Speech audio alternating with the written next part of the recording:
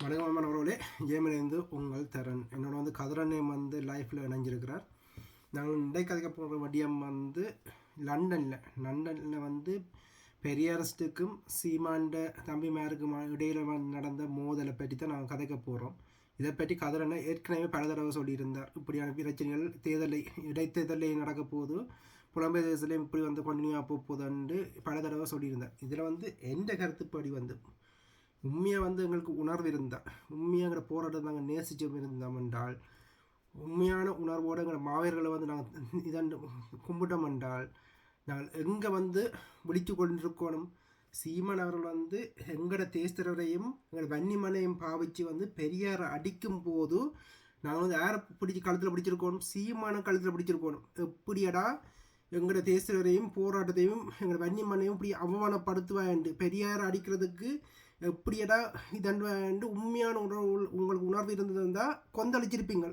ஒவ்வொரு ஈழத்தமிழரும் கொந்தளிச்சிருப்பீங்க. அரசியல்வாதிகள் என்று ஊடகவியாளர்லேருந்து அனைவரும் கொந்தளிச்சிருப்பீங்க. நாங்கள் மட்டும் இதன்றையில் எல்லாரும் கொந்தளிச்சிருப்பீங்க. ஆனால் மாறாக இந்தியா உளவுத்துறைக்கு இப்போ பேராசிரியர் அரசு தெளிவாக சொல்கிறார். சீமானவர் கதிரண்ண 11 வருஷமாக சொன்ன விடயத்தை, நாங்கள் 6 வருஷமாக சொன்ன விடயத்தை ஒரு ஆய்வாளர் இப்போ தான் அவர் சொல்கிறாருன்னு நீங்கள் கேட்கலாம். ஆனால் இப்போவாவது சொல்கிறாருன்னு எங்களுக்கு இதாக இருக்குது. அவர் இப்போ தெளிவாக சொல்கிறார். சீமானவர் உளவுத்துறையால் தான் உருவாக்கப்பட்டவர்ன்றதை நாங்கள் சொன்ன கருத்தை அவர் அப்படியே சொல்கிறாருன்னு அண்டேக்கு. இப்போ கதிரண்ண லைஃப்பில் நிற்கிறார். அவர்கிட்டயே கேட்போம். கதிரண்ணா, நீங்கள் இதை எப்படி பார்க்குறீங்க? வணக்கம் தரன். இது முக்கியமா தரன், நான் உங்களுக்கு சொல்லி இருக்கிறது போல இப்படியான குழு மோதல்கள் தான் இது தொடங்கப்படும். ஏன் இந்த குழு மோதல்கள் ஆரம்பிக்கப்படும் என்றதுக்காக நான் உங்களுக்கு சொன்னேன் என்று சொன்னால், இந்த நடவடிக்கைக்கு பின்னுக்கு ஒரு கிளீன் ஸ்ரீலங்கா உருவாக்கப்படுவதும், இந்தியாவுல இன்றைக்கு பெரியாரை கொண்டு வைத்துட்டு அங்க தேசிய தலைவரை முன்னிறுத்துகின்ற விடயமும் இதை ஈழத்தமிழர்களுக்கு ஒரு தேடல் இருக்குது என்றால், இதுக்கு பின்னுக்கு இருக்கிற மிக பெரும் சக்திகளுக்கு எங்கெங்கே தமிழர்கள் பலவீனமாக இருக்கிறார்கள், பலமாக இருக்கிறார்கள் என்று. அப்ப அவர்கள் இப்படித்தான் இந்த காய் நகரத்தை நகர்த்த போகிறார்கள் என்றால், ஒரு குழு மோதல்களாக சீமான் பெரியார் என்ற விடயத்தை கொண்டு வர போகின்றார்கள். தெளிவில்லாத ஒரு மானுடராக இந்த பூமியில் பலம் பெறுவதுதான் இது ஒரு முக்கியமான விடயமாக நாங்கள் பார்க்க வேண்டும். இப்போ ஒரு கற்க நெறி என்பது அது பாடசாலையில் மட்டும் நிறுத்திவிடக்கூடாது. அப்ப எம்மவர்கள் அந்த பாடசாலையில் கற்ற விடயங்களை மட்டுமே வைத்துக் கொண்டு தாங்கள் வாழ நினைப்பதும் அரசியல் பேசுவதும் தான் இன்று இவ்வளவு ஈழத்தமிழர்கள் என்று சொல்லுகின்ற போது அந்த அவமானங்களை தேடி செல்கிறது. இப்ப ஈழத்தமிழர்கள் என்று தங்களை அடையாளப்படுத்துகின்றது அது மாவீரர்களினுடைய அடையாளம். அது ஒரு புனிதமான எங்களின் இராணுவ தந்தையினுடைய அடையாளம். அப்ப அதை நாங்கள் ஒவ்வொருவர் ஈழத்தமிழர்களும் உயிருள்ளவரை எப்படி காப்பாற்ற வேண்டும் என்றால், முதல் நாங்கள் அறிவு சார்ந்த விடயங்களுக்குள் போக வேண்டும், அறிவார்ந்த புத்தகங்களை படிக்க வேண்டும், ஒருவர் சொல்லுகின்ற கருத்துக்குள் போய் நிற்க கூடாது என்பதை நாங்கள் பலமுறை சொல்லி இருக்கின்றோம்.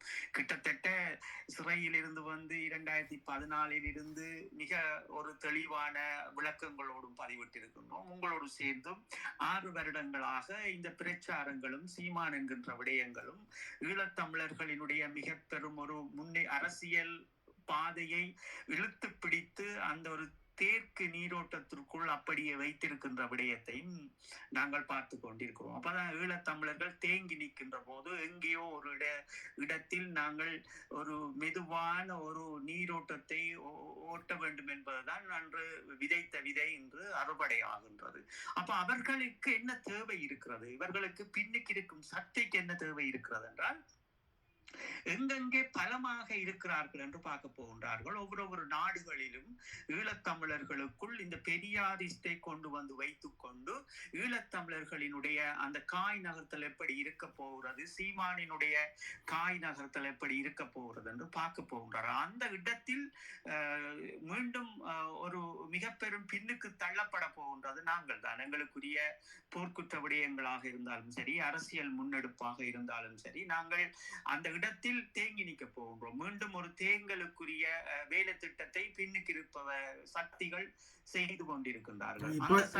இதுல என்ன நீங்க சொல்றீங்க, எங்களுக்கு ஈழத்தமிழர்கள் எங்களுக்கு சீமானும் தேவையில்லை, நாங்கள் பெரியாரை நாங்கள் மதிக்கிறோம், ஆனால் வரையும் நாங்கள் தூக்கி பிடிக்க வேண்டிய தேவை எங்களுக்கு இல்லைன்றதை சொல்ல விரும்புறீங்களா? என்ன நாங்கள் இது எப்பவும் இதைத்தானே சொல்றோம். இப்ப பெரியார வைத்து என்ன உமக்கு தெரிந்த அறிவுகள் என்ன என்பது ஒரு கேள்வி இருக்குது.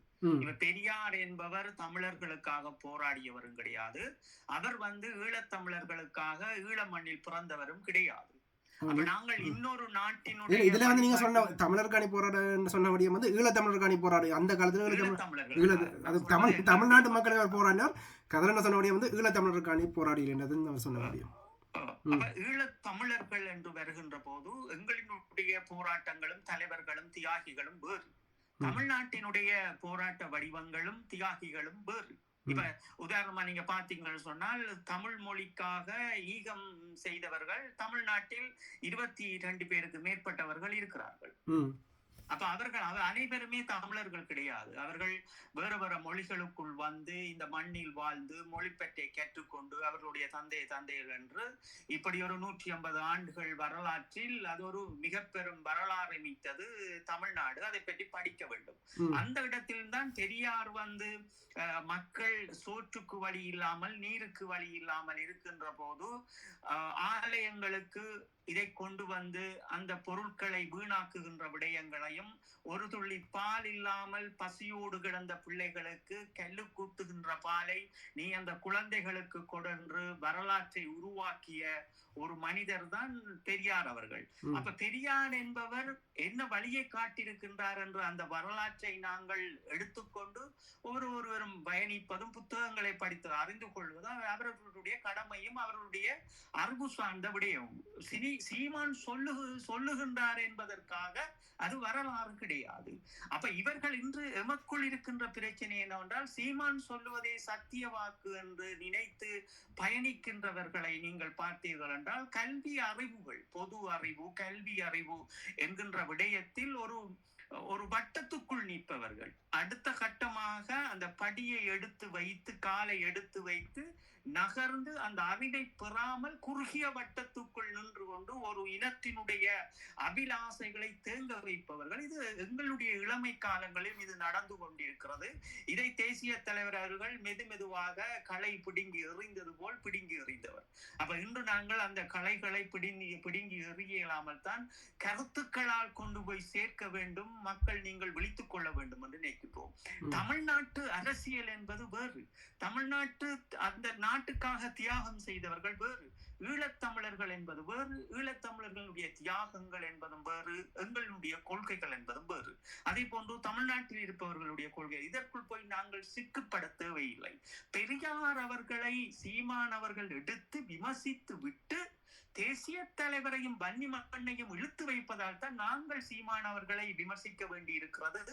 எங்கள் மக்கள் மத்தியில் உணர்வோடு வாழுங்கள், உங்களுக்காக இந்த மண்ணுக்காக மடிந்தவர் எங்களுடைய தேசிய தலைவர் அவர்கள், ஒரு வரலாற்றை கற்றுத் தந்தவர். எங்களுடைய வன்னி மண் என்பது அது புனிதமானது, அந்த புனிதத்தோடு இருக்க வேண்டும். இன்னொரு தலைவரை குறை சொல்லுவதற்கு நாம் தயாராகிவிடக் கூடாது என்பதை மீண்டும் மீண்டும் நாங்கள் வலியுறுத்துகின்ற விடயம் என்னென்றால் ஈழத்தமிழர்களுடைய மாண்பு. அந்த மாண்புக்காகவே அந்த மாண்புகளோடு எங்களுடைய 50,000க்கும் மேற்பட்ட மாவீரர்கள் மடிந்திருக்கின்றார்கள், எங்களுடைய பொதுமக்கள் மடிந்திருக்கின்றார்கள், எத்தனையோ சொத்துக்களை இழந்திருக்கின்றார்கள். அப்ப எங்களுக்கு ஒரு தனி அடையாளம் இருக்கிறது.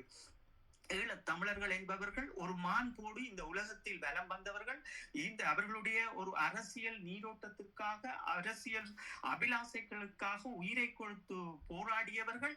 எந்த தலைவர்களையும் அபகரித்தவர்கள் அல்ல, எந்த தலைவரையும் எடுத்து அவர்கள் வழிநடந்தவர்களும் அல்ல. அவர்களுக்கென்றே ஒரு தலைவன் உருவாக்கப்பட்டார், அவர்களுக்கென்றே ஒரு வரலாற்றை அந்த தலைவன் உருவாக்கினார். அந்த வரலாற்றின் காவியமாக எழுதியவர்கள் அந்த மாவீரர்கள் என்ற அடிப்படையில் தான் நாங்கள் அதை பக்குவப்படுத்த வேண்டும் என்கின்ற விடயங்களும் சீமான் போன்ற இந்த விசைச்செடிகளை நீங்கள் வளர விட்டு உங்களுக்குள் எடுத்துக்கொண்டால் எங்களுடைய அனைத்து விடயங்களும் நொறுக்கப்படும். இதற்கு பின்னால் ஒரு சக்தி இருக்கிறது, ரோ என்பதும் புலனாய்த்துறையினுடைய மிக பெரும் நகரும் என்பதை சொல்லியிருந்தோம். அதுதான் இன்று நடக்கிறது. என்னவென்றால் ஒவ்வொரு நாட்டிலும் எந்த அளவிற்கு ஈழத்தமிழர்கள் பலமாக இருக்கிறார்கள், பலவீனமாக இருக்கிறார்கள் என்ற ஒரு நடவடிக்கை இன்று பெரியார் அவர்களுடைய பெயரை வைத்து தேசிய தலைவருடைய பேரை வைத்து சீமான் போன்ற இந்த விசச்செடிகள் இந்த நடவடிக்கையை மேற்கொள்ளுகின்றார்கள். அப்ப நீங்க பாத்தீங்கன்னா கனடாவை பொறுத்தவரை இப்ப யூரோப் நாடு நீங்கள் எந்த நாடை எடுத்து பார்த்தாலும் கனடா என்று வருகின்ற போது அங்கே ஒரு உணர்வாளர்களாக ஓரளவு உலக தேசத்தில் மக்களை பார்க்கின்ற போது கனடாவில் இருக்கின்றவர்கள் ஒரு எல்லா நாட்டிலும் இருக்கின்றவர்களை விட கொஞ்சம் அந்த நாட்டில் இருக்கின்ற அந்த பிரதமராக இருந்தாலும் சரி அல்ல அந்த கட்சியினுடைய உறுப்பினர்களாக தலைவர்களாக யாரால இருந்தாலும் சரி தமிழர்களுக்கு ஒரு மிகவும் ஒரு வலுவான குரலை கொடுக்கக்கூடிய அளவு இருக்கிறது. அப்ப இந்த குரல் வளையங்களை எங்கே இருந்து தொடங்கப்படுகிறது, எங்கே அது அவர்களுக்கு ஒரு மிக பெரும் வலுவாக ஈழத்தமிழர்கள் கொண்டு போய் போகிறார்கள் என்பதை இந்த பின்னுக்கு நிற்கின்ற சக்திகளுக்கு தேடல் ஒன்று இருக்கிறது, எந்தெந்த நாடுகளில் இருக்க வேண்டும் என்று. அப்ப இந்த பிரான்ஸ் போன்ற நாடுகளில் தேடி பார்க்கின்றார்கள். அங்கே ஒரு பணத்துக்காக அங்கே இப்படி ஒரு தேவையில்லாத விடயங்களை பெரிதாக எடுத்துக்கொண்டு ஒரு போலி பிம்பங்களாக போலிகளே போலிகளாக மாறி இல்லை நாங்கள் தான் என்று சொல்லுகின்ற அளவு வேற நாடுகளில் காட்டுகின்ற போன்ற ஒரு மாயையை பிரான்ஸ் நாட்டில் காட்டினார்கள். ஆனால் இங்கே பார்த்தீர்கள் என்றால் இதை நகர்த்துவதற்கு ஒரு விடயத்தை வைத்தார்கள். என்னவென்றால் பெரியாரை கொண்டு வந்து நிறுத்தி இருக்கின்றார்கள். அப்ப பெரியார் அவர்களை கொண்டு வந்து நிறுத்தி இந்த பிரச்சனையை காட்டுவது என்னவென்றால் அந்த இடத்தில் அவர் சொல்லணும், இது பெரியாருக்குரிய பிரச்சனையும் அல்ல, சீமானுக்குரிய பிரச்சனையும் அல்ல. சீமான் தமிழ்நாட்டுக்காக அவர் தன்னுடைய மக்களுக்காக அவர் போய் கொண்டிருப்பவர். பெரியார் அவர்கள் அதே மண்ணுக்காக வாழ்ந்த மக்களுக்காக அன்றைய காலம் சாப்பாடு இல்லாமல் நீர் இல்லாமல் இருந்தவர்களை விநியோகம் செய்தவர்களை தட்டி கேட்ட ஒரு மனிதர். அப்ப இவர்கள் அந்த மண்ணுக்காக செய்த விடயங்களை எம்மவர்கள் போய் அதற்குள் நிற்பதுதான் இந்த மிக பெரும் சூழ்ச்சியின் வலையமை என்பதை நீங்கள் புரிந்து கொள்ளணும். இங்கேதான் எங்களுடைய மக்கள் தேங்கி நிற்கின்றார்கள். இந்த தேங்கலை நாங்கள் ஓட பண்ண வேண்டும் என்பதற்காகத்தான் உங்களோடு சேர்ந்து நாங்கள் 6 வருடங்களாக மீண்டும் மீண்டும் சீமானை நாங்கள் உலக மக்களிடம் கொண்டு வந்து சேர்ப்பது கருத்துக்களால் இதான்.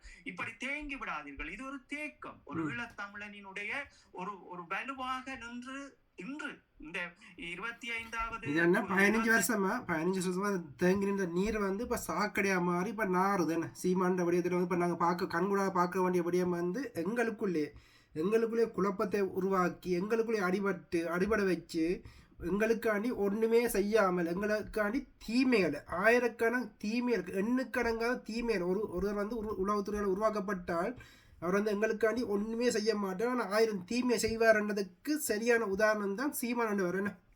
கண்டிப்பா தரேன். இதுல நாங்கள் ஒரு விடயத்துல நாங்கள் தெளிவாக இருக்க வேண்டும் என்றால் ஈழத்தமிழர்கள் எப்போதும் எங்களை சுற்றி பல வேலை திட்டங்கள் நடந்து கொண்டிருக்கிறது. என்றால் நாம் ஒரு இனத்திற்கு ஒரு நாட்டுக்காக போராடிய ஒரு இனம் பெரும் உயிர் விலையை கொடுத்திருக்கின்றோம் என்றால் எங்களை பல பக்கத்தில் இருந்து எம்மை நொறுக்குவார்கள், அடித்து சிதைப்பார்கள்.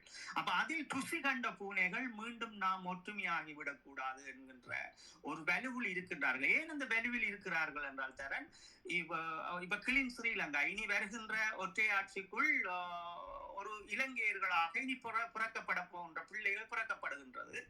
இனி இப்ப நாங்கள் பாஸ்போர்ட் எடுக்க வேண்டும் என்றால் இந்தியாவுக்கு கீழால் தான் நாங்கள் எடுக்கிறோம், ரோவுக்கு கீழால் தான் எங்களுடைய அடையாளங்களை நாங்கள் இனி பெற வேண்டிய ஒரு தேவை இருக்கிறது. அதற்கு முதல் தான் 2 வருடங்களுக்கு முதல் நான் தெளிவாக உங்களுடைய காணொலியில் சொல்லியிருப்பேன். எங்களுடைய ஈழத்தமிழர்கள் ஒரு தொழில் நிமித்தம் ஒரு தொழில் அதிபர்களாக இருந்தவர்களை ஒன்று திரட்டி அவர்களுடைய பேரை எல்லாம் எடுத்துட்டார்கள். அடுத்த கட்டங்களாக இது நடக்க போகிறது என்பதையும் சொல்லி இருந்தோம். இன்று சண்டை பிடிக்க போகின்ற விடயங்கள் குழுக்களாக மோதுப்பட போகின்றார்கள். எம்மை அவர்களே உமிய போகின்றார்கள் என்பதையும் நாங்கள் சுட்டிக்காட்டியோம். அதான் இன்று நடக்கிறது. எமக்கு பெரியாரும் தேவை அல்ல, எமக்கு சீமானும் தேவை அல்ல. எமக்கு தேவை எங்கள் இந்தியாவில் இருக்கின்ற எல்லா மாநிலத்திலும் இருக்கின்ற அந்த ஒவ்வொரு அரசியல் கட்சியும் ஒவ்வொரு உறுப்பினர்களிடமும் எங்களினுடைய கருத்தை நாம் கொண்டு போக தோற்று நிற்கின்ற ஒரு இனம். அந்த தோற்றலை நாங்கள் எழும்பி ஒரு பாதைக்குள் சென்று எங்களுடைய கருத்துக்களை கொண்டு போய் விடுவோம் என்றுதான் அங்கே ஒரு முட்டுக்கட்டையாக சீமானும் நாம் தமிழர் கட்சியும் அங்கே இருக்கின்றார்கள். ஒரு விடுதலை புலிகளின் ஒரு பினாமியாக ஈழத்தமிழர்களின் ஒரு பினாமியாக இருக்க வேண்டும் என்று அப்படி நினைப்பது ஒரு பெரும் சக்தி. அப்ப இந்த சக்தியை முறியடிக்க வேண்டிய பொறுப்பு இலங்கையில் இருக்கிற மக்களுக்கு அப்படி ஒரு சிந்தனைகள் அல்ல. அவர்கள் தாங்கள் ஒரு கிளீன் ஸ்ரீலங்காக்குள்ளே வாழ வேண்டும் என்று அவர்கள் தங்களை மாற்றி விட்டார்கள். இந்த இனம் கொடுத்த அவ்வளவு துயரையும் தாங்கிக் கொண்டு அவர்கள் மாறிவிட்டார்கள். அப்ப இருக்கின்ற சக்தியை பார்த்தீங்கன்னா புலத்தில், இந்த புலத்தில் இருக்கின்ற சக்திகள் சீமான் வாழ்க சீமான் வாழ்க நான் தமிழர் வாழ்க என்று கோஷங்களை போட்டுக்கொண்டு அன்றைய நாங்கள் இருந்த காலங்களில் பல அமைப்புகளோடு நின்று நடத்திய விடயங்களும் தேசிய தலைவர் அதை பிடுங்கி எறிந்த விடயங்களையும் நாங்கள் இளையோர்களாக இருந்த காலங்கள் இப்படியான விடயங்கள் நடந்தபடியாக நாங்கள் முன்கூட்டியே சொன்னாங்கள். குழு மோதல்கள் வரும், மிக தெளிவாந்து பயணியுங்கள். பெரியாரை சீமான் அவர்கள் விமர்சிப்பதால் எங்களுக்கு நோக போறதும் அல்ல, எங்களுக்கு எதையும். ஆனா ஒரு மனிதனாக, ஒரு சாதாரண ஒரு மனிதனாக, பூமியில் வாழ்கின்றவனாக, ஒரு அப்பாவி மக்களுக்குரிய ஒரு வாழ்வாதாரம் இருக்கிறது. அந்த வாழ்வாதாரத்திற்காக ஏதோ ஒரு வழியை உலகத்தில் பிறந்த ஒவ்வொரு மனிதனும் செய்ய வேண்டிய தேவை இருக்கிறது. அப்ப அந்த தேவையின் நிமித்தம் அன்றைய காலம் அதை செய்து முடித்தவர் பெரியார் அவர்கள். அப்ப பெரியாரை கொண்டு வந்து அரசியலுக்குள் நிறுத்துகின்றது என்றால் நாம் முதலில் யோசிக்க வேண்டும், இது ஒரு பெரும் பின்னுக்கு இருக்கின்றவர்களினுடைய நகர்வு இருக்கிறது. எம்மை சிதைக்க போகின்றார்கள். தமிழ்நாட்டில் இருக்கின்றவர்களையும் சிதைக்க போகின்றார்கள். மீண்டும் எந்தெந்த நாட்டில் பலமாக ஈழத்தமிழர்கள் இருக்கின்றார்களோ அங்கேயும் இந்த காய் நகர்த்தி அங்கேயும் சிதைக்க போகின்றார்கள். இதற்குள் பல உயிர்கள் கூட போவதற்கு இதுல என்ன வந்து அதுல வந்து எங்கட சீமானுக்கு பின்னாடி நிக்கிற ஆட்கள் வந்து பெரியாரை இதை போய் தான் நினம். ஆனால் இந்த தேர்தலை பார்த்தாலே வந்து சீமானுக்கு பின்னால் நிற்கிறார்கள், அர்ஜுனாவுக்கு பின்னால் நிற்கணும். அதே ஆக்கள் சிங்கள பேர்னவாதி அனுராக்கு பின்னாலே போய் நிற்கணும். அதே மாதிரி அனுராண்ட ஆக்கள் வந்து இப்போ சீமாண்ட பிரச்சனை போகும்போது வந்து சீமானுக்கு பின்னால் போய் நிற்கணும். அப்படி நினைக்க இவர்களே வந்து இந்த இனத்தின் மிக பெரிய துரோகிகள். இவர்கள் வந்து பெரியார் வந்து இதன்னோண்டு போகிறது வந்து அது வந்து வெளிநாட்டில் அவர்கள் இருக்கிறார்கள். வெளிநாட்டில் இருந்து கொண்டு பெரியாரை போய் நீ எந்த இனத்துக்காரன் போய் கேட்கறது. இப்போ வந்து எலெக்ஷன் நடக்க போகுது இங்கே. இந்த இதில் இருந்து வேண்ட பிள்ளைகளும் வந்து வாக்களிக்கத்தானே போயினோம். அந்த பிள்ளைகளை போய் வந்து வாக்களிக்கக்கூடாதுன்னு சொல்ல போயினமோ, இங்கே இருக்கக்கூடாதுன்னு சொல்ல போயினமோ, என்ன மனப்பாங்கில் வந்து இவர்கள் வாடினோம்னு எனக்கு விளங்கிடு இங்கே வெளிநாட்டில் இருந்து கொண்டு. இது ஒரு மிக ஒரு நேர்த்தியான பார்வையாக இருக்கிறது. ஏனென்றால் ஒரு ஈழத்தமிழன், ஒரு அகதியா வந்த இடத்துல அவனுக்கு எல்லா வாழ்க்கையும் கொடுத்திருக்கிறாங்க. அவன் சுதந்திரமாக வாழ்றான். அவனோட பிள்ளைகள் அந்த நாட்டினுடைய கடவுச்சீட்டை வைத்திருக்கணும் என்றால் தமிழ்நாட்டிலும் அது ஒரு நாடு தரன். அது வந்து மக்கள் எங்களை போன்று வடக்கு கிழக்கு மக்கள் 25 லட்சம் 30 லட்சம் மக்களை கொண்டவர்கள் நாங்கள். அது கிடையாது. அவர்களின் மடங்கு கணக்கு நீங்கள் பாருங்கள். அது ஒரு நாடு. அது இந்தியாவினுடைய அரசியல் யாப்பின் அதிகாரத்தின்படி பாகிஸ்தான், பங்களாதேஷ் இதுகள் பிரிந்து போகின்ற காலங்கள் இதுவும் பிரிந்து போயிருக்க வேண்டும். ஆனால் அவர்கள் அந்த நாட்டினை இந்து மதத்தோடு சேர்ந்து தனித்துவமாக வைத்திருக்க வேண்டும் என்கின்ற அவர்களுடைய அரசியல் என்பது அது வேறொரு அரசியல். அதை பற்றி நாங்கள் பேசுவதற்கும் எமக்கு நேரங்கள் பத்தாது. அந்த அரசியலை பேசுவதற்கு அவர்கள் ஏன் இஸ்லாமியர்களை ஒதுக்கி தனி நாடாக பிரித்தார்கள், ஏன் இது பிரித்துக்காண்டால் அன்று இந்த பாகிஸ்தான் பங்களாதேஷை பிரியாமல் வைத்திருந்தார்கள். அது ஒரு இஸ்லாமிய நாடு. புரிந்து கொள்ள வேண்டும். அது ஒரு இஸ்லாமிய நாடு. அப்ப எல்லோரும் தங்களினுடைய அரசியலுக்காக, தங்களுடைய மதத்துக்காக, தங்களுடைய சாதிகளுக்காக நிற்கின்ற இந்த அரசியல் ஒரு கேவலமான விடயம் ஈழத்தமிழர்களையும் காவு வாங்கி இருக்கிறது என்பதைத்தான் நாங்கள் இன்று சொல்ல வேண்டும். என்றால் 17ஆம் தேதி 5ஆம் மாதம் 2009க்கு பிறகு எங்களை காவு வாங்குகின்ற விடயங்கள் அத்தனையுமே ஒரு சாதிகளாக, ஒரு வேற்றுமைகளாக, ஒரு தேவையில்லாத விடயங்களாக தமிழ்நாட்டுக்குள் போய் சிக்கப்படுகின்ற விடயங்கள் அத்தனை நாங்கள் திரும்பி பார்க்கின்ற போதே தெரிகிறது. எம்மை சுற்றியவர்கள் யார் அறிவார்ந்து சிந்திக்க வேண்டும், ஒரு மிக பெரும் உயிர் விலையை கொடுத்த நாங்கள் எவ்வளவு தெளிவாக இருக்க வேண்டும் என்பது அது ஒரு மனிதனும் சிந்திக்க வேண்டிய தேவை இருக்கிறது. இவர்களுக்கு இப்ப அந்த குழுக்களுக்குள் பெரியாருக்கும் சீமானுக்குமாக சண்டைக்கு போகின்றவர்களுக்கு இந்த ஐக்கிய நாடுகள் சபைகளில் வருகின்ற ஒவ்வொரு பொறிமுறையும் எடுத்துக்கொண்டு போவதற்கு துப்பு இல்லை.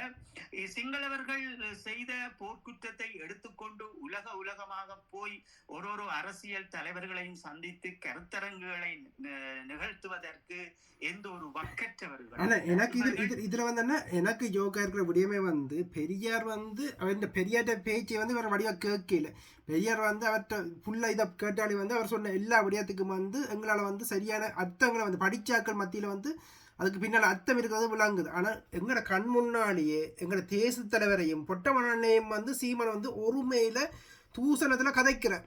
அப்படி கண் முன்னால் கதைக்கிற இப்போ பெரியார் வந்து வாழ்ந்தது 100 வருஷத்துக்கு எங்களோட கண் முன்னாலேயே தேசத்தலைவன் பொட்டமனை உங்களோட தளபதிகள் என்ன டிவியில் இருந்த எங்களை போன்றாக்கள் அனந்தி சல்சன் அக்கா ஒரு பெண்ணாக ஐநாவில் நின்று எங்களுக்காண்டி அவருக்கு நடந்த எங்களுக்கு நடந்த இனப்படுகொலைக்காண்டி கதை கொண்டிருக்க ஒரு பெண்ணை கூட அவதூறா கதைக்கிற அதை பற்றி கேட்க துப்பில்லாதவர்கள் எப்போ வாழ்ந்த பெரியாரை பற்றி அதுவும் ஃபேக் நியூஸ்கள் வட்டி ஒட்டின நியூஸ்களை வச்சுக்கொண்டு அதை காட்டிக்கொண்டு கதைக்கணும் என்றால் இவன் புத்தி அங்கே இருக்கணும் எங்கே சிதைஞ்சு போயிருக்குது ஏன் இவர் நான் அறிவை தாழாமல் இருக்கிறோம் தரன். இதுதான் அந்த நடவடிக்கை. நான் உங்களுக்கு மீண்டும் மீண்டும் 6 வருடங்களாக உங்களுக்கு சொல்லுகின்ற விடயம் என்னவென்றால் இதுதான் எங்களினுடைய மிக பெரும் தெளிவார்ந்த ஒரு அறிவு சார்ந்த இனம் இன்றைக்கு சீமானுக்குள்ள போய் சிக்கப்பட்டிருந்தா அது ஒரு நடவடிக்கை. இப்ப கனடாவில் இருக்கிறார்கள் ஒரு 10 பேர் சீமான போய் சந்திச்சிருக்கிறோம். சீமான் அதற்குரிய விளக்கங்களை கொடுத்து அனுப்பியிருப்பார்.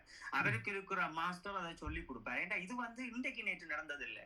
இது தேசிய தலைவரின் இளம காலங்களுக்கு நடந்து அதுக்கு பிறகு எங்களினுடைய காலங்களில் இளம காலங்களில் இப்படியான விடயங்களும் இருந்தபடியாத்தான் அவ்வளவு பிரிவினைகளும் அவ்வளவு உயிர் விலைகளையும் நாங்கள் கொடுத்திருக்கின்றோம், பிடுங்கியும் எறிந்திருக்கின்றோம். இது தமிழர்களுடைய வரலாறு. அப்ப இந்த வரலாற்றுக்குள் சீமான் என்கின்ற ஒரு விசச்செடியை கண்மூடிக்கொண்டு நம்பாதீர்கள் என்கின்ற விடயங்களையும் உண்மை இதுவே நடந்தது என்பதையும் நான் சிறையில் இருந்து வந்த போதே அவர்களுக்கு தெளிவாகவே நான் சொல்லிவிட்டேன். ஊடகங்களின் தொடர்ச்சியாக நான் பேசிக்கொண்டே இருக்கின்றோம். அப்ப இதில் இருந்து எங்களுடைய இனத்தை காப்பாற்றி விட வேண்டும் என்ற எண்ணம் எங்களுக்கு இருக்கின்றது என்றால் எங்களுடைய உணர்வுகள், எங்களுக்காக மடிந்தவர்களினுடைய தியாகங்கள், அப்ப அந்த தியாகங்களில் இருக்கின்ற பண்புகளை முதல் நாங்கள் ஒரு இனம் தன்னுடைய பண்பை இப்படி உடைத்தறிந்தால் அந்த தியாகத்துக்குறிக்கு இருக்கின்ற அந்த வெள்ளமையை சிதைத்து விட முடியும். அந்த நடவடிக்கையை இப்ப அவர்களுக்கு இறுதியாக செய்ய வேண்டிய ஒரு தேவை இருக்கிறது. இப்ப நீங்கள் பாருங்கள், பிகாரையை உடைப்பதற்கு குறிப்பிட்டவர்களும் உடையாதீர்கள் என்பதற்கு குறிப்பிட்டவர்களும் இருக்கின்றார்கள். ஆனால் இதே ஒரு அம்மன் கோயிலை கிஸ்புல்லா போன்றவர்கள் உடைத்து அங்கே ஒரு மார்க்கெட், அதாவது ஒரு இதை கட்டினார்கள் அதற்கு மேலே. அப்ப நாங்க புரிந்து கொள்ள வேண்டும், தமிழர்களுக்கு இழைக்கப்படுகின்ற அநீதிகளுக்கும் ஒரு பெரும்பான்மைக்கு நடக்கின்ற அநீதிகளுக்கும் இங்கே பார்வைகள் இருக்கிறது. இப்ப அவர்கள் என்ன சொல்லுவார்கள்? ஐயோ, இப்ப ரெட்டார் ஓடப்போகிறது, 83ஆம் ஆண்டு இனக்கலவரம் மீண்டும் தொடரப்போகிறது என்று சொல்வார்கள். அன்று கிஸ்புல்லாக்கு செய்திருக்கலாமே. ஹிஸ்புல்லா அம்மன் கோயிலை இடித்து அவர் கட்டுகின்ற போது, அந்த மார்க்கெட்டை அவர் கட்டுகின்ற போது, அந்த இடத்தை அவர் சுத்தம் செய்கின்ற போது இந்த உணர்வாளர்கள், இந்த இந்து மதத்தை சேர்ந்தவர்கள், இந்த கிறிஸ்டியன்ஸ் மதத்தை சேர்ந்தவர்கள், இந்த இஸ்லாமிய மதத்தை சேர்ந்தவர்கள் எங்கே அதை காற்று நின்றார்கள்? ஒரு மதம் என்பது மனிதன் உருவாக்கினாலும் ஒவ்வொரு மதத்தையும் காப்பாற்ற வேண்டியது அந்தந்த மதத்தினுடைய கடமை. ஒரு இஸ்லாமியரின் பள்ளிவாசல் உடைக்குது என்றால் மிகுதியானவர்கள் அதில் போய் நின்று அதை செய்யாதீர்கள் என்று சொல்லுவதும், ஒரு புத்த விகாரையை உடைக்குது என்றால் இரு மதம் போய் சொல்லுகின்றவர்களும், ஒரு அம்மன் கோவிலை உடைக்குது என்றால் இஸ்லாமியரும் கிறிஸ்டியன்ஸும் சொல்லுகின்றதும் ஒரு மக்களினுடைய வாழ்வியலுக்கு வழிகாட்ட வேண்டும் என்பதற்காக மனிதர்களாக உருவாக்கப்பட்டது. இன்று அப்படி அல்ல.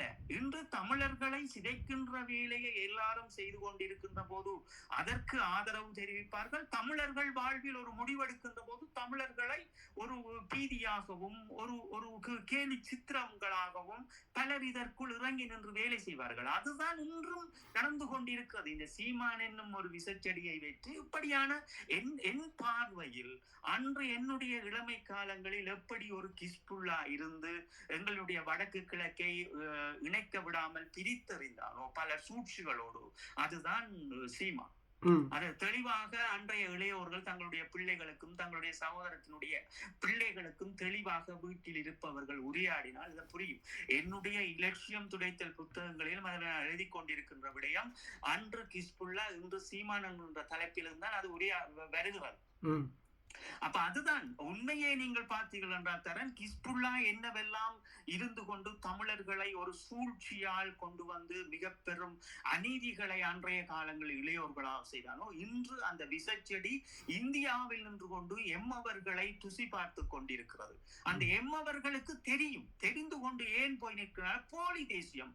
அவர்களுக்கு இலங்கையினுடைய கடவுச்சீட்டு கிடையாது, அவர்களுடைய பிள்ளைகளுக்கு இலங்கையினுடைய கடவுச்சீட்டு கிடையாது. ஆனால் அவர்கள் வாழ்வது ஒரு வெளிநாட்டவர்கள், ஆனால் பேசுவது தமிழ் தேசியம்.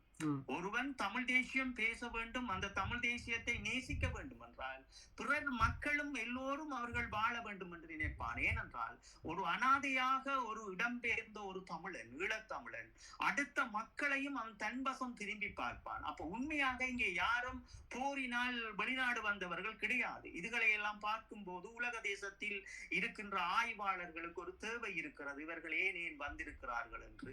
இந்த முடிவின் இன்னும் 5 வருட கால முடிவில் இப்படியான ஒரு தீர்வு, ஒரு புது கட்சிகள் வருகின்ற போது உலக தேசத்திலிருந்து இவர்கள் தங்களுடைய நாட்டுக்கே திருப்பி அனுப்பப்படுவார்கள். அது சொல்ல முடியாது. ஏனென்றால் இவர்கள் நினைக்கின்றார்கள் இது தங்களுக்கு பின்னால் இது ஒரு சீமான் என்ற சக்தி அல்லது இது ஒரு பெரியார் என்ற சக்தி. அது அல்ல.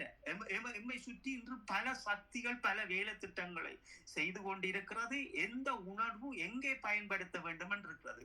ஒரு உலக நாட்டில் இருக்கின்ற அத்தனை மக்கள் கிட்டத்தட்ட நீங்கள் ஒரு நாட்டில் எத்தனை ஆயிரம் மக்கள் மொழி பேசுகின்ற மக்களோடு வாழ்ந்து கொண்டிருக்கின்றீர்கள். அந்த நாடு அத்தனை மக்களையும் வைத்துத்தான் வாழ வைக்கிறது.